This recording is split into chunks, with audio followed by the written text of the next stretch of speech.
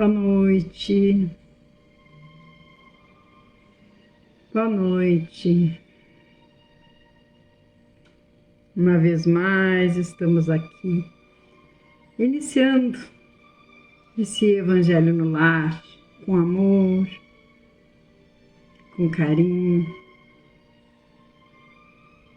convidando Jesus, os nossos anjos de guarda, para estarem conosco, abençoando onde nos encontrarmos nesse momento.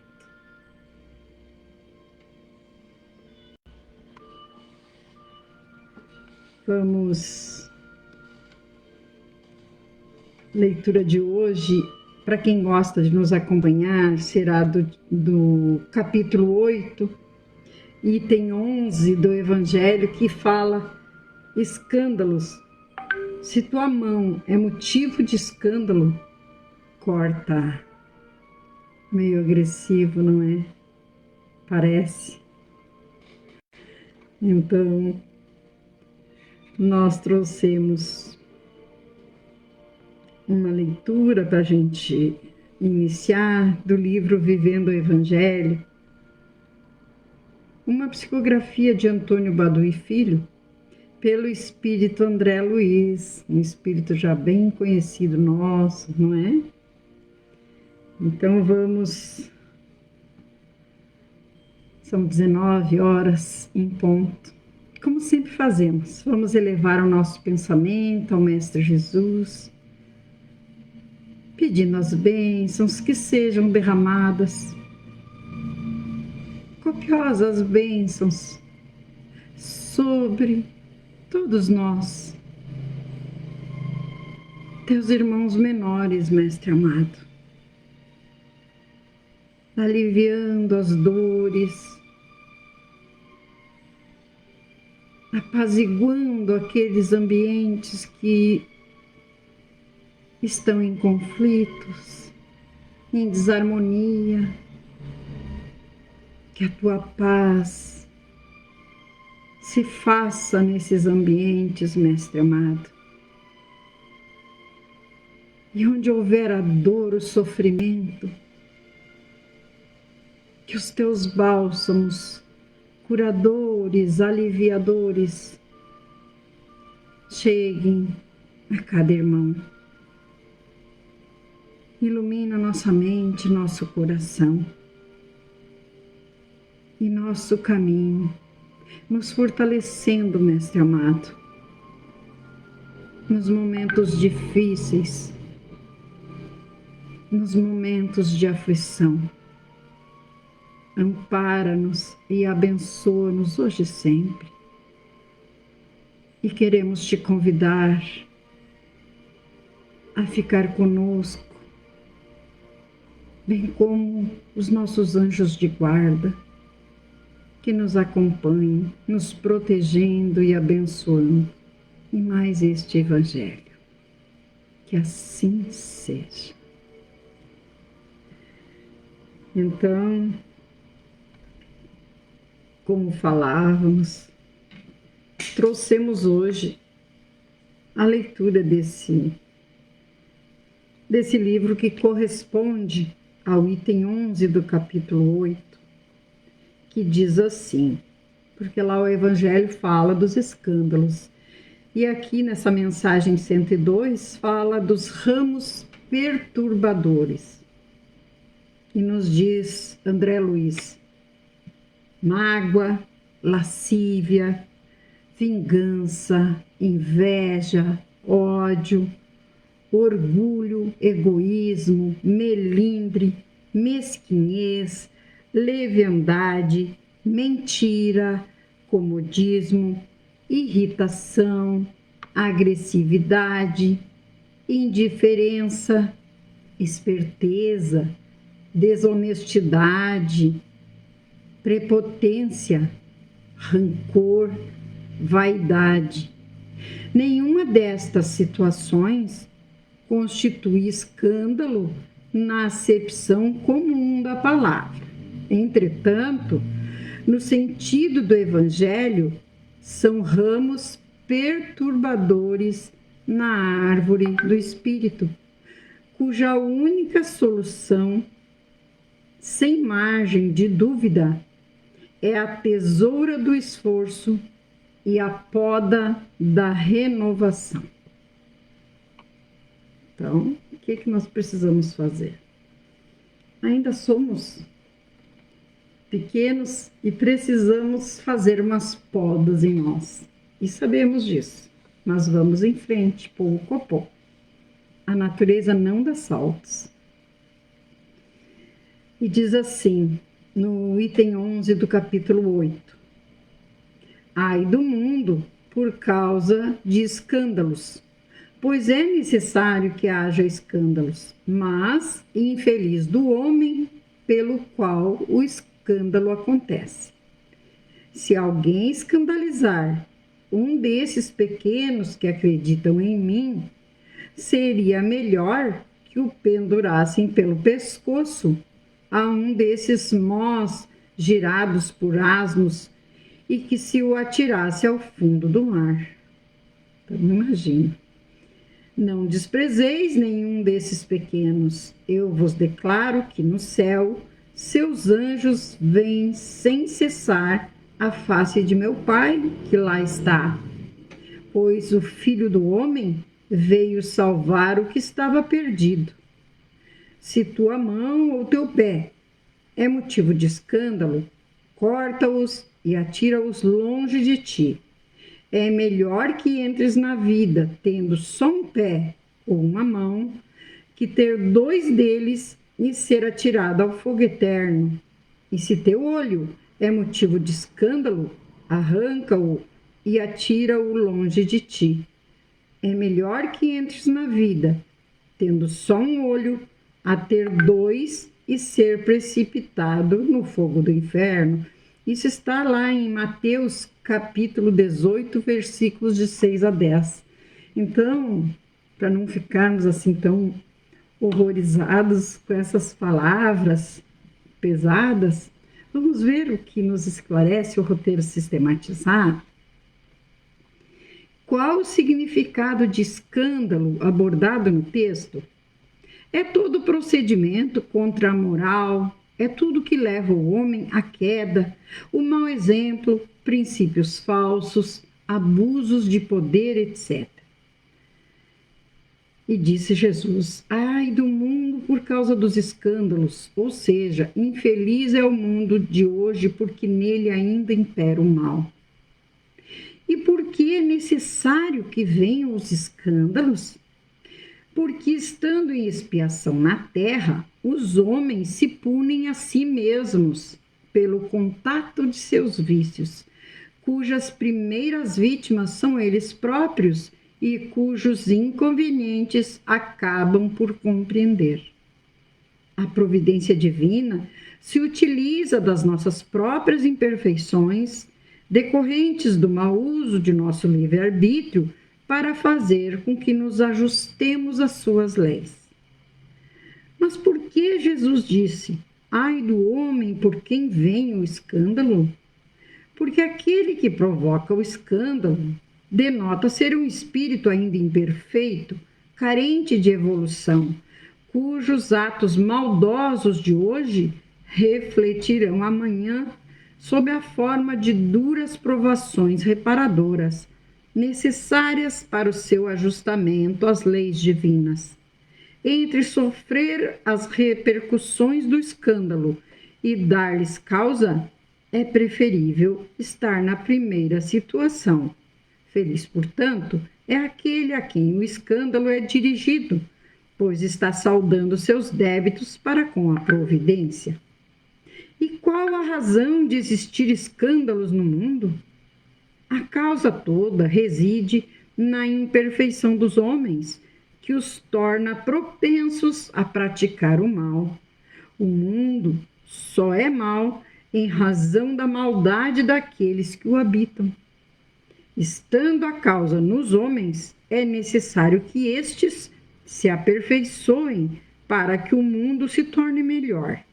Dia virá em que o mundo, transformado pelo amor, se tornará habitat da felicidade plena. Uma vez que o instinto de conservação nos induz a preservar o nosso corpo, como entender a colocação do mestre?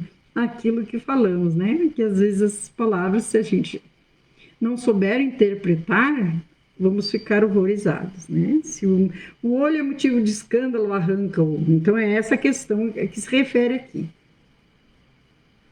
Então, como entender essa colocação do mestre, que nos manda arrancar, vir só com um braço, com uma perna e tal, né?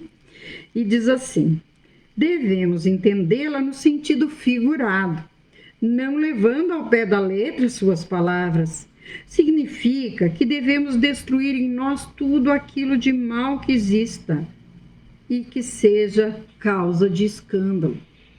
Então, não é para nós arrancarmos o nosso olho, mas é para evitarmos de repetir aqueles erros, irmos nos transformando, nos melhorando. Quer dizer também que para o homem mais vale ter cortado uma das mãos do que servir essa mão de instrumento para uma ação má. Em que sentido devemos entender a expressão fogo eterno? É outra expressão que devemos entender no sentido figurado. Foi um recurso utilizado por Jesus, usando palavras conhecidas pelos homens para descrever o ponto extremo do sofrimento que padece aquele que se desvia do caminho do bem. Então, Jesus se dirigia a pessoas, vamos dizer assim, de pouco entendimento. E então ele precisava adaptar as palavras, precisava adaptar, por isso que ele criava falava por parábolas, justamente para que pudesse ser entendido. Hoje a gente já entende um pouquinho mais, mas ainda assim, quando a gente lê certas passagens, a gente precisa estar atento, precisa estudar para não se chocar e ver que em todo ensinamento tem o amor de Jesus, tem a misericórdia do Pai.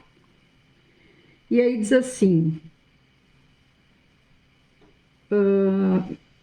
como eu fiz a questão em que sentido devemos entender a expressão fogo eterno, e nos responde que é outra expressão que devemos entender no sentido figurado. Foi um recurso utilizado por Jesus, usando palavras conhecidas pelos homens, para descrever o ponto extremo do sofrimento. Então, por isso que ele fala de fogo eterno, né? Do ponto extremo do sofrimento que padece aquele que se desvia do caminho do bem. Tudo relacionado a não praticarmos mais maldade que ontem fazíamos, irmos evitando de repetir os mesmos erros. É só isso. É a nossa melhora espiritual, nossa melhora moral. Mesmo que o irmão erre contra nós, que a gente não erre contra o irmão. Mesmo que o irmão não nos perdoe, que nós perdoemos o irmão. Não importa. É isso que Jesus quer. É bem claro o ensinamento. Os processos purificadores permanecerão igualmente como o fogo material que existirá na terra, enquanto seu concurso perdurar no tempo, como utilidade indispensável à vida física. Isso nos disse Emmanuel no livro Caminho, Verdade e Vida, na mensagem 108. E é importante também, só para ilustrar, tem na literatura o caso de um senhor de escravos, se não me engano, e que ele era uma pessoa... No passado ele foi senhor de escravos, só para situar os irmãos. E ele veio em determinada encarnação e ele era uma pessoa boníssima, e ele auxiliava todo mundo, ele era aquele amigo. E aí, um dia ele vai e trabalhava numa máquina e ele coloca a mão na máquina. E não posso dizer para vocês, porque eu não gravo muito, mas sei assim o grosso da história. E ele perde.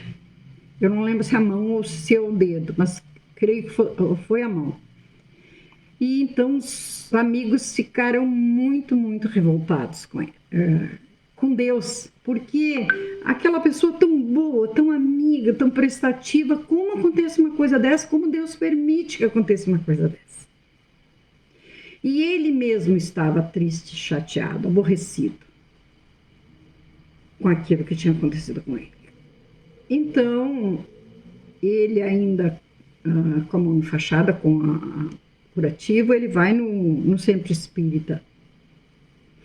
E lá o presidente, creio eu, que era médium, perguntou por que ele estava triste e ele falou que era por causa daquilo e tal. Então ele explicou que ele agradecesse a Deus, que por ele ser tão bom nessa encarnação, ele não perdeu o braço inteiro.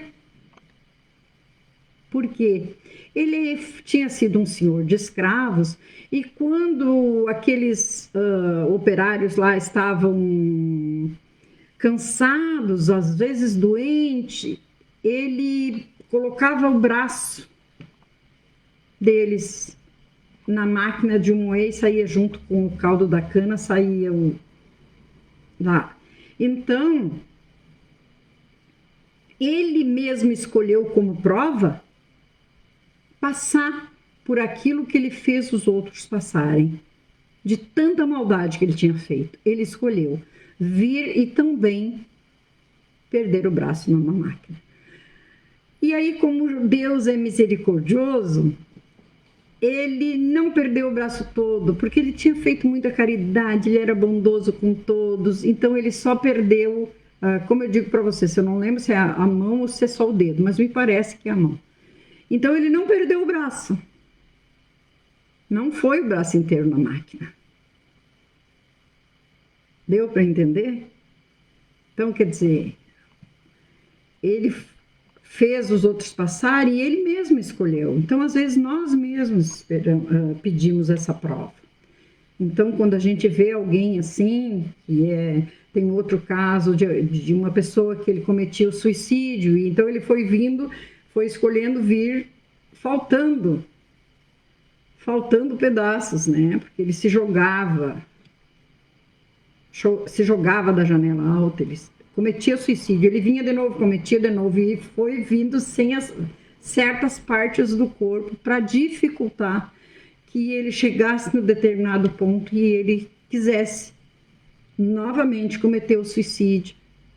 Então tem muitas histórias assim na literatura espírita, que realmente nos servem de consolo, porque a gente às vezes acha assim, como Deus é injusto. Não, Deus não é injusto. É que nós precisamos nos melhorar, e não ir empurrando com a barriga. Amanhã eu vou pensar nisso. Não, porque é fato que um dia todos nós vamos partir daqui, mas que a gente possa partir daqui melhor um pouquinho do que a gente aqui chegou. Já vai, né? Quando a gente voltar, não vamos passar por tanta coisa, por tanto aborrecimento. E diz assim no item 12. No sentido vulgar, escândalo se diz de toda ação que choca a moral ou a decência de uma maneira ostensiva. O escândalo não está na ação em si mesma, mas na repercussão que ela pode ter. Vocês já viram a diferença do ibope que dá um crime, uma maldade? Quantas visualizações? Agora veja quantas visualizações tem no Evangelho.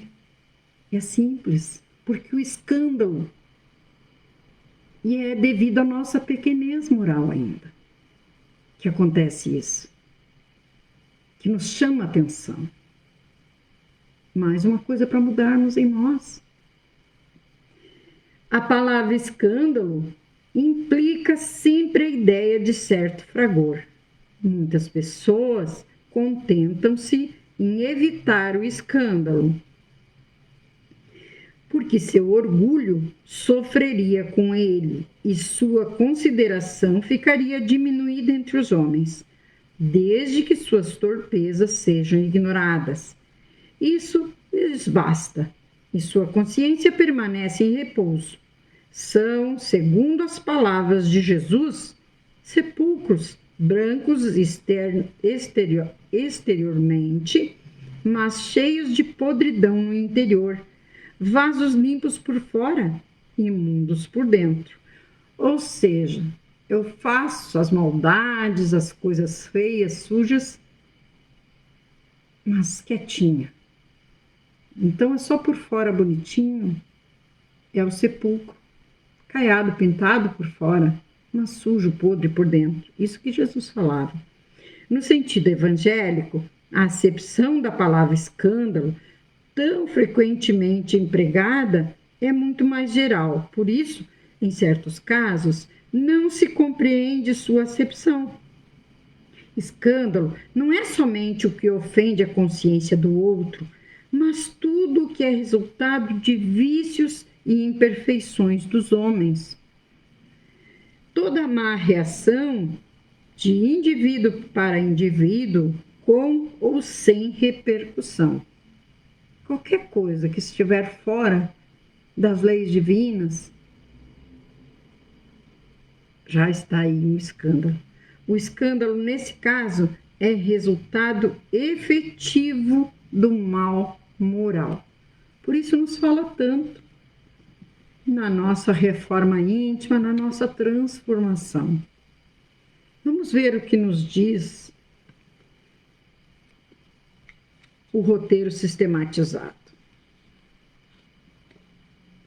Uma vez que o instinto de conservação nos induz a preservar o nosso corpo... isso aqui eu já tinha lido, né, queridos irmãos? Então, diz assim: o que dizer dos que só praticam escândalos às escondidas, tolhidos pela posição social de destaque que ocupam? São falsos moralistas, ainda mais culpados perante Deus, pelos bons exemplos que deveriam dar, em face da responsabilidade de que são investidos. Muitas pessoas se contentam em evitar o escândalo, porque este lhes faria sofrer orgulho, lhes acarretaria a perda de consideração da parte dos homens. O escândalo é só o que chama a atenção pública? Não. Todos os nossos vícios e imperfeições que venham a prejudicar nosso próximo constituem também escândalos.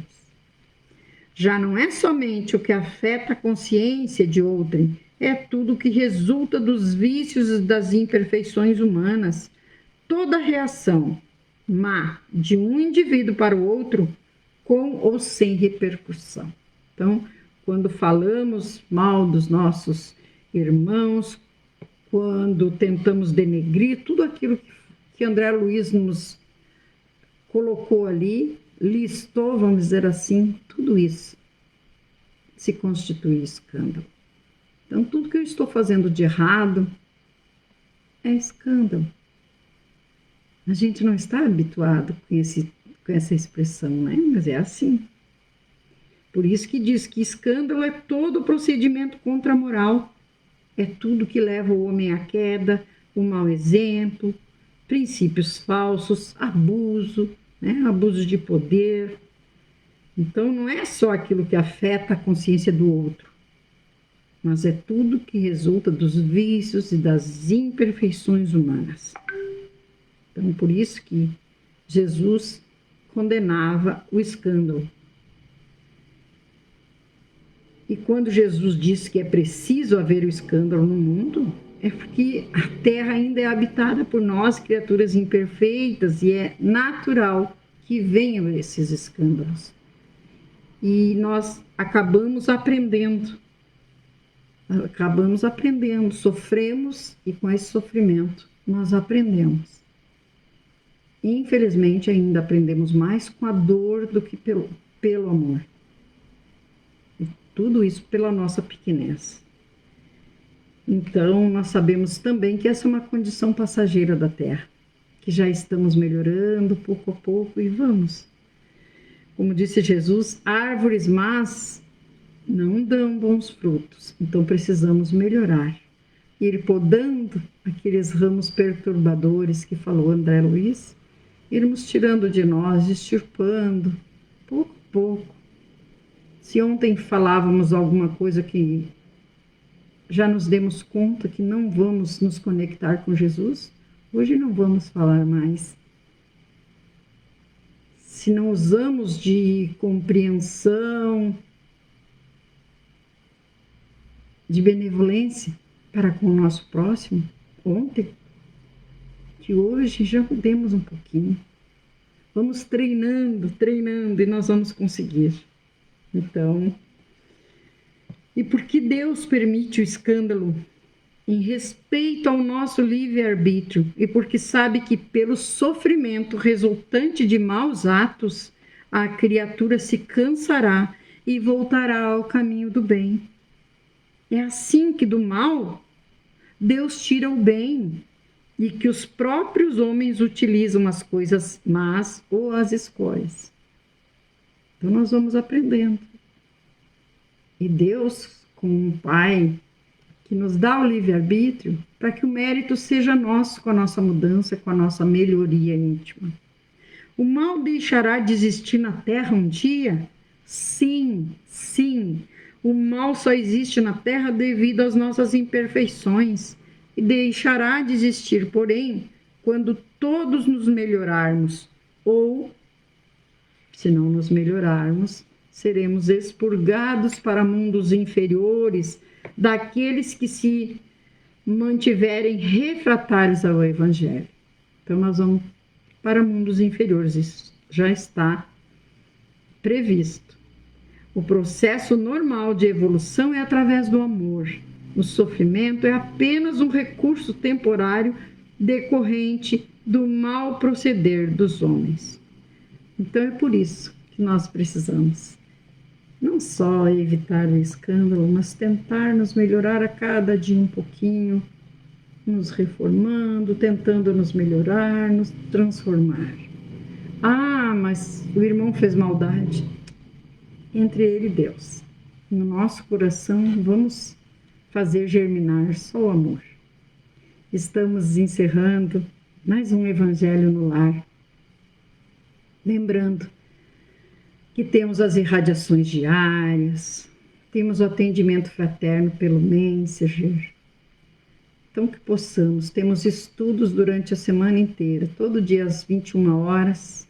Quem se interessar por algum tipo de estudo, temos o Céu e o Inferno, também temos o Mundo Regenerado, depois vamos começar no livro Vida Plena, de Joana de Ângeles. Então, deixa o seu número e diz para mim o que gostaria de estudar, e nós vamos estudar juntos pelo Meet, tá bom? Então vamos elevar mais uma vez o nosso pensamento a Jesus, a nossa Mãe Santíssima, que sejamos envolvidos nesse amor, na paz, na luz, que possamos ter uma semana produtiva de trabalhos, de estudos, que as nossas atitudes sejam sempre no bem. Por mais difícil que seja a caminhada, pelas dores que nos afetam, sejam elas visíveis ou invisíveis, que o teu amor, Mestre amado, seja capaz de curar essas nossas feridas. E ainda te rogamos que coloque nas nossas águas o medicamento invisível, para quando dessa água bebermos com fé, possamos estar receptivos e assim sentirmos o alívio para tudo aquilo que nos aflige e perturba a nossa mente, o nosso coração, nosso corpo de matéria, nossa alma. Por tudo te agradecemos e dizemos, Mestre Jesus, nos ilumine em mais uma semana que se inicia. Que assim seja. Um beijo no coração. Até o próximo domingo, se Jesus permitir.